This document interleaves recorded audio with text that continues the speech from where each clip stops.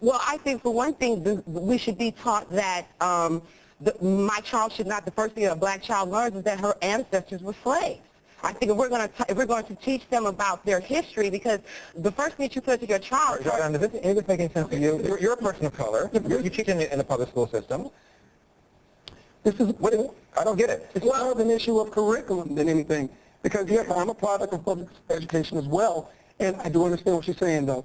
Yes, we should not start off with such history as... I don't understand what you're saying. Well, what you're saying is, okay, maybe it may not... Because we're slaves. What are you talking about? But black people did other things prior to slavery. I mean, if you're going to talk about the history of any culture, you need to talk about it from the beginning and not just focus on one particular aspect. Lavonda, you can make that argument.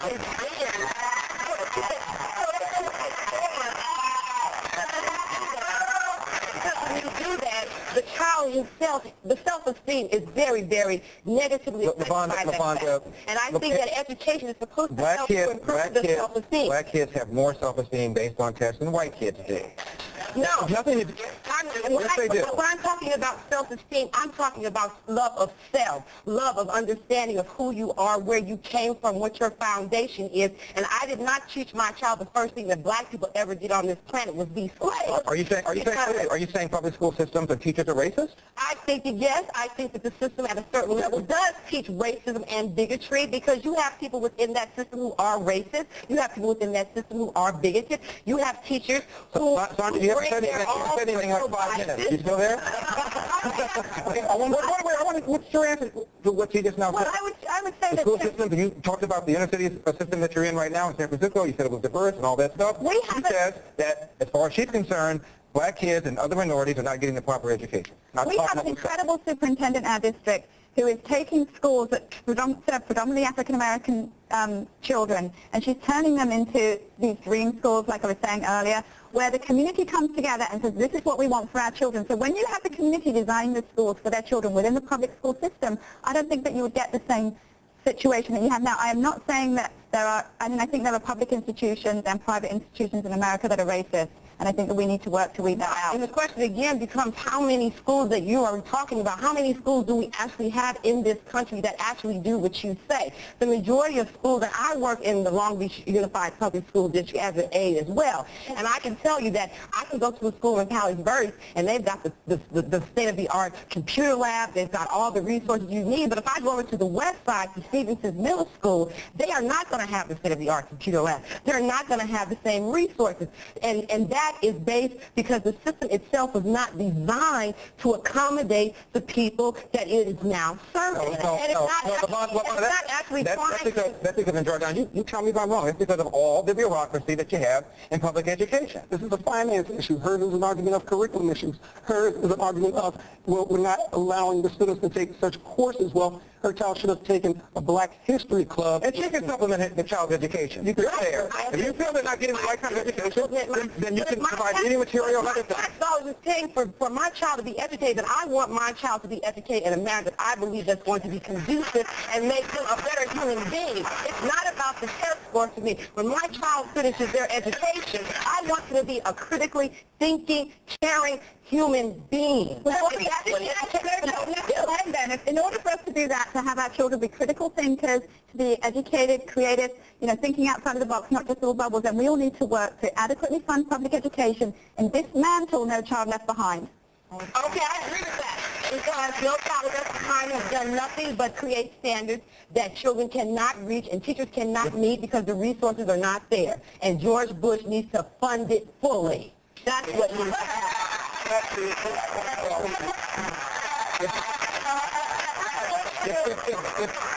Lavonda, if George Bush were here, he would say it is not correct that it's not fully funded.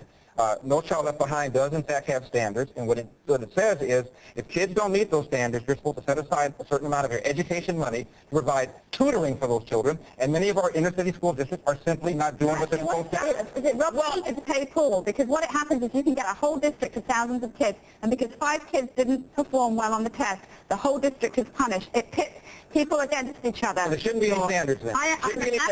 Shouldn't be any way of determining whether or not our money is being well spent. There should be standards. We're talking about punitive laws that punish schools. What we need to do is we need to have accountability and standards that give the resources to schools Julia, that this can must do drive it. you crazy to hear stuff like this. Yeah. We should have standards. On the other hand, we shouldn't force the kids to have standards. We need more money, but it really isn't about the money. No, we're not saying there shouldn't be standards, but such an act Of course as you No are. Child Left Behind, it just places more accountability on me, on teachers, on instructors.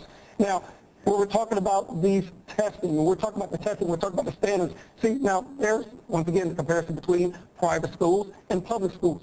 Private schools, they emphasize academics. Public schools, we emphasize the standards of learning.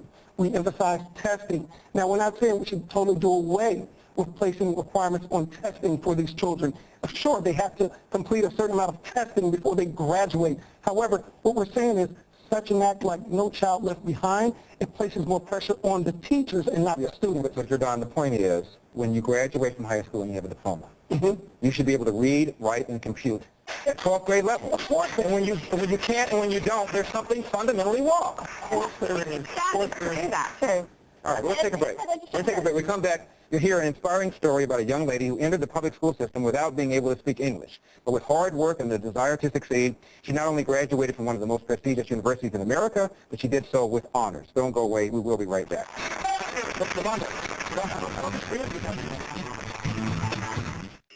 Are you constantly fighting with your Ivana, you know all this stuff, and it's not like we're on separate planets. We're in America here. Right, but I didn't... And if somebody goes to an all-black school, how can somebody grow up in this country watching television, MTV, all the cultural influences, and not know anything about anybody else? How's that possible? That's possible because people choose the information that they take into their brains. They choose where they You get on the bus, you walk into a store, you go to a mall, you go into an office, and you see people who are different. It's not possible to isolate yourself like that. Right, but you see people that are different, but the question becomes, are you interacting with those people outside of that sales job that you do? Do you have friends? Do you go to their houses? Do you have interaction with them outside of that school Your setting? kids lack some sort of interaction with other people. No, People of color. in fact, one of the most common questions that comes to a homeschooler is, well, what about socialization? What about it? Sometimes I'll quip that, I always download the state standards for bullying to make sure they get what they need.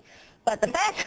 I was bullied, I forgot about it. Right, but I think, in talking about the color issue, I think where damage is even more done on the color question is pretty much from about 5th grade on, there is a lot of separation of ethnicities within a school itself. And that is something that you don't see as much in the homeschool environment because you're out. Does it not exist? Just, no. Within 50 miles of where I live, there are 5 different homeschooling support groups which get together for park days and field trips and activities, and they run the gamut in terms of ethnicities, and also because we're taking our children out to the places where we conduct our personal business, we're meeting people of different ages, different races, and they're seeing how a mature person interacts with these people, not how the little gang clique thing is dealing with that other race and developing those racist and prejudicial tendencies. All right, don't go away. We'll be right back with more.